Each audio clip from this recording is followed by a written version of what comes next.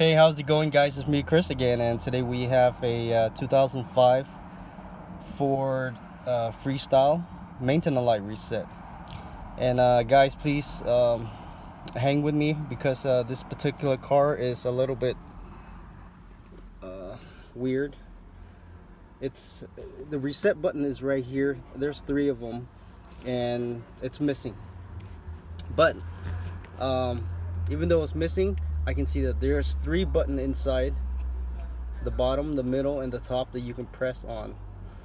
And we're going to be using the middle and the bottom only.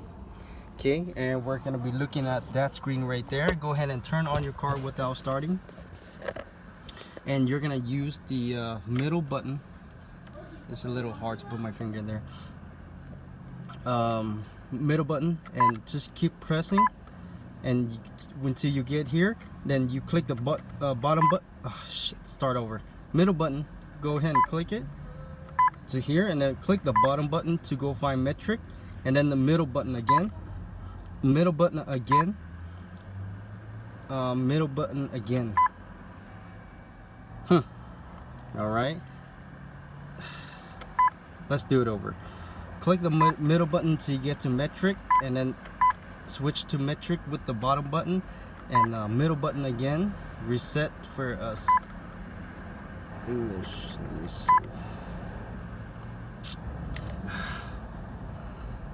This is weird. Okay, middle button twice, metric, go to metric, and then middle button again. Reset for checking system. No.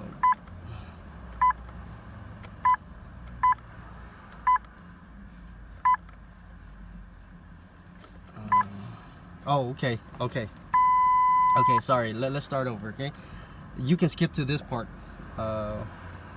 Let's press the middle button twice, and then if it's on metric, then keep it there. If not, press the bottom button to go find metric, and then press enter on the middle, and then the bottom to go find oil life.